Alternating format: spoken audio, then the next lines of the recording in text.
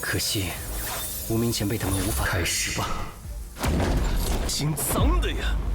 你小子可连云晦气，到时候还不是任我宰割？再和这傻大个待下去，我感觉我就这里。Hula-hula, bagaimana nih kabar kalian? Semoga kalian dalam keadaan baik-baik saja dan sehat selalu ya. Mimin akanlah sedikit memberikan sebuah informasi atau pengumuman. Kemungkinan 1 minggu ke depan atau sampai bulan puasa berakhir, Mimin akanlah mengalami sebuah keterlambatan untuklah upload video. Mimin ada sebuah proyek atau program dengan salah satu yayasan untuklah mempersiapkan bulan puasa, yaitu dengan cara berbagi serta bakti sosial. Bukan bermaksud untuklah menyombongkan diri ataupun flexing. Mimin di sini hanya memberikan sebuah kabar, takutnya ada beberapa video yang akanlah terlambat, serta juga ada yang tidak akanlah tayang. Dan untuk kesempatan kali ini, kita akanlah melanjutkan Tonghua dari isi Tuzun. Kalau begitu, langsung saja kita masuk ke dalam ceritanya. Setelah berhasil keluar dari jalan rahasia, Lin Yun memutuskan untuklah mencari teman-teman atau seniornya. Dan dia juga masihlah berhati-hati sesuai perkataan dari tetua Lo Feng kalau area rahasia Lotus Iblis ini memiliki kesempatan yang begitu langka, tetapi juga dipenuhi dengan mara bahaya. Namun, sebelum dia melanjutkan perjalanannya, dia pun memutuskan untuklah beristirahat. Lebih tepatnya, bukan beristirahat, melainkan dia akanlah memurnikan beberapa harta yang barusan saja dia dapat.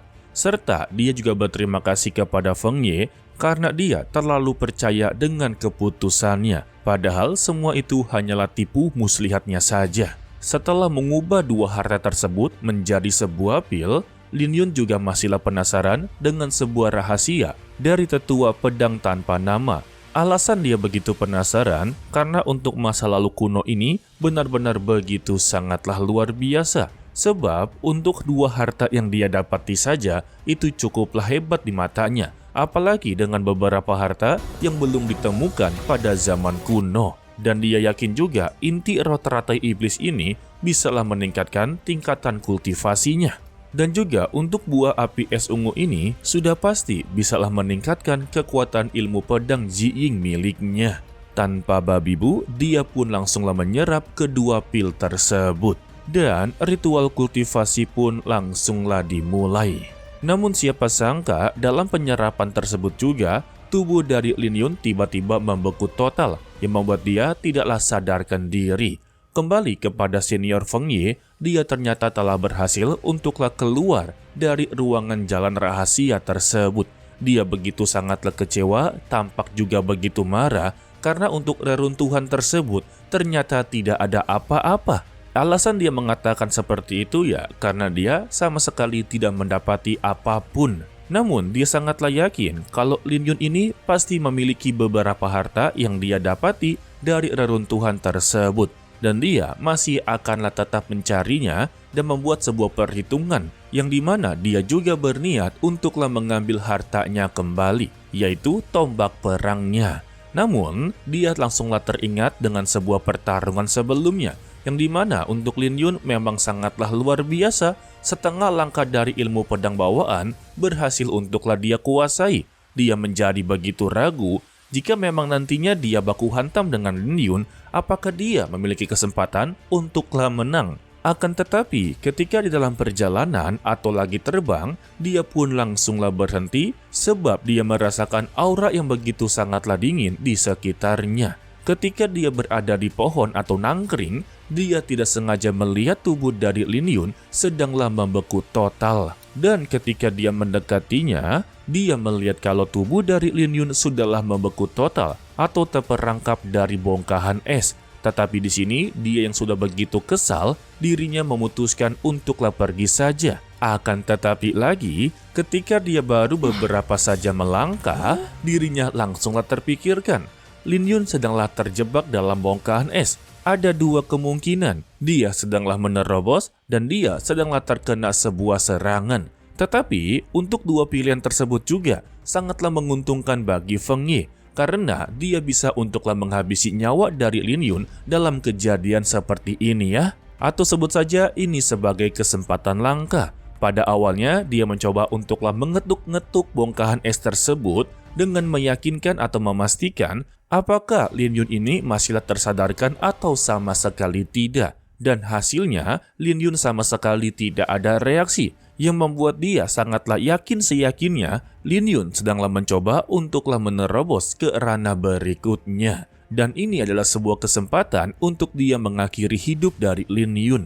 Sehingga dia memusatkan satu energi di tangan kirinya dan langsunglah menghantam bongkahan es tersebut. Akan tetapi, bongkahan es tersebut benar-benar sangatlah keras. Walaupun ya terlihat sebuah retakan, tangan kiri dari Feng Ye merasakan sakit yang luar biasa. Sedangkan untuk Lin Yun, ternyata sudahlah selesai untuklah menerobos. Dan kini dia telah berhasil untuklah mencapai tingkat ke-8 alam Xuanji. Bersamaan dengan hancurnya bongkahan es tersebut.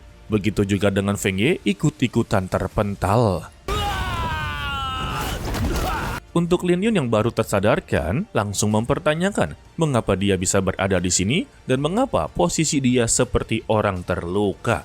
Feng Ye langsung meminta maaf atas kesalahannya dan dia mengaku untuklah kalah dalam pertarungan ini. Mendengar itu ya, Lin Yun tampak kebingungan, padahal dia sama sekali tidaklah menyerangnya. Namun ya tetap saja, Feng Ye menganggap kalau Lin Yun memang sengaja untuklah memancing dirinya ke sini dan menjebaknya agarlah pertarungan ini benar-benar terjadi.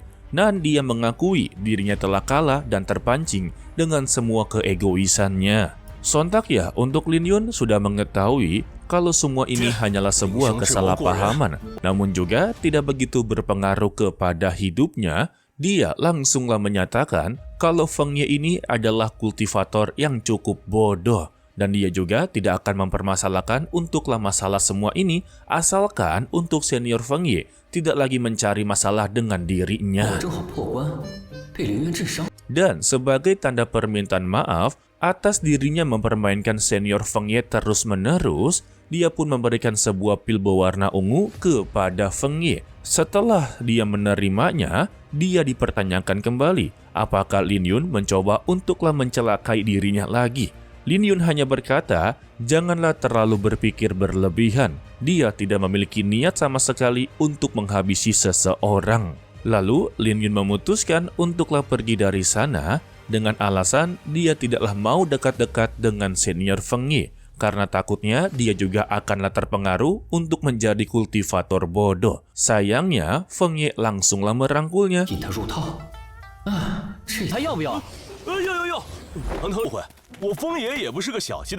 Daripada mereka bermusuhan, lebih baik bekerja sama untuklah mendapati harta karun di area rahasia Lotus Iblis. Dan untuk masalah pembagian hartanya dipersilakan kepada Lin Yun. Belum aja menjawab, ada sebuah getaran serta sinar berwarna ungu yang menandakan itu adalah istana cahaya hitam. Senior Feng Ye menjelaskan kepada dirinya, sebetulnya seluruh para sekte mengirimkan para murid memasuki area rahasia Lotus Iblis bukan hanya untuklah mendapati sebuah peruntungan, tetapi juga tujuan utamanya yaitu memasuki istana teratai hitam. Untuk cerita sebelumnya, sejak kekaisaran menemukan sebuah area rahasia Lotus Iblis sampai sekarang ini, sebetulnya untuk seluruh wilayah sudahlah diselidiki dan mereka memiliki peta untuklah memasukinya dengan begitu mudah, atau ya tidak akan tersesat sama sekali. Tetapi hanya ada satu wilayah atau satu tempat yang belum sama sekali diselidiki sampai sekarang ini, yang tak lain adalah istana teratai hitam yang selalu menjadi tanda tanya atau misterius. Maka dari itulah, sampai sekarang ini juga, seluruh sekte terus-terusan mengirimkan para murid dengan tujuan utamanya menyelidiki istana teratai hitam tersebut. Dan ini juga ada sangkut pautnya dengan tetua pedang tanpa nama. Untuk istana teratai hitam ini atau pagoda tersebutlah memiliki 10 lantai, di mana setiap lantainya ini memiliki ujiannya masing-masing. Semakin tingginya lantai, semakin kerasnya ujian tersebut. Ditambah, asalkan mereka lulus setiap lantai tersebut, maka Istana Bau akanlah memberikan sebuah hadiah. Dan sudah pasti, hadiahnya ini sangatlah menggiurkan, yang membuat ya seluruh para sekte mengirimkan para murid-murid terkuatnya guys. Namun, sampai sekarang ini saja, belum ada sama sekali orang yang berhasil untuklah mencapai lantai ke-10 atau lantai terakhir. Dan hanya ada salah satu orang sajalah yang bisa naik ke lantai ke-9. Itu pun sudah sangatlah susah payah. Dan konon katanya, jika berhasil untuk mencapai lantai ke-10 atau berhasil melewati ujian tersebut, maka mereka akanlah mendapati sebuah rahasia legenda yang sangatlah bernilai. Untuk Lin Yun sendiri, dia pun langsunglah mengaitkan tentang tetua pedang tanpa nama yang berasal dari sekte pedang teratai putih. Mungkin saja untuk teratai pedang putih dengan teratai pedang hitam itu adalah satu kesatuan, dan dia sangatlah meyakinkan untuk istana teratai hitam ini adalah tempat latihan dari para murid sekte pedang teratai putih. Dan sudah pasti dengan kehadiran istana teratai hitam, beberapa kultivator terkuat atau para peserta terkuat sudahlah berada di sana. Lalu Lin Yun memutuskan untuklah pergi ke istana teratai hitam. Sayangnya, di dalam perjalanan, Lin Yun melihat salah satu murid yang berasal dari pavilion pedang Ling Xiao sedanglah diburu oleh sekte lain. Dan ketika berada dekat sana, Lin Yun baru menyadari itu adalah Nona Liu yang sebelumnya pernah membuat dirinya benar-benar menderita. Dan di sini, dia hanyalah menyaksikan apa yang akan terjadi selanjutnya. Sedangkan untuk Nona Liu, yang sudahlah dikepung oleh dua orang, dia pun langsunglah mengancamnya kalau mereka haruslah tahu siapa dirinya, dan jika mereka berani untuklah menyentuh dirinya, maka ayahnya tidak akanlah tinggal diam. Mendengar itu ya, dua penjahat ini sama sekali tidaklah peduli, justru malah mereka menertawakannya dengan memberitahu seharusnya Nona Liu tahu kalau ini adalah tempat area rahasia Lotus Iblis. Masalah kematian itu adalah hal yang wajar, karena memasuki area rahasia Lotus Iblis itu sama saja sudah siap dengan kematiannya. Terlebih juga, jika Nona Liu mati, siapa yang bisa membuktikan kalau mereka berdua lah yang menghabisi nyawanya? Mendengar pernyataan tersebut, membuat Nona Liu menjadi begitu putus asa dan berteriak untuklah meminta pertolongan. Untuk Feng Yi yang berada di sampingnya Lin Yun memberitahu kalau sekte Dara memang adalah orang-orang yang begitu sangatlah bajingan. Apakah dia akanlah menyelamatkannya atau tidak? Untuk Lin Yun, dia mengesampingkan dendam dia kepada Nona Liu. Karena bagaimanapun juga, Nona Liu ini adalah seperguruan dengannya. Jadi, dia haruslah menyelamatkannya. Dan kita bersambung untuklah dilanjutkan part berikutnya, yaitu hari Sabtu. Jadi, sedikit spoiler untuk part berikutnya, ya sudah pasti ya, Lin Yun akan menghabisi mereka berdua dengan begitu mudah. Karena ya, untuk dua penjahat yang berasal dari sekte Dara, itu bukanlah apa-apa. Mereka berdua hanyalah seorang kerocok saja. Dan kita juga akan melihat beberapa peserta terkuat untuklah menghabisi nyawa dari Xinyan. Dan Lin Yun benar-benar begitu sangatlah murka. Oke lah, sepertinya cukup sampai di sini saja dulu untuklah video kali ini. Mimin ucapkan terima kasih kepada kalian yang telah menonton sampai akhir. Pesan dari Mimin, tetaplah jaga kesehatan kalian dimanapun kalian berada. To be continue, sampai jumpa di video berikutnya. Bye-bye.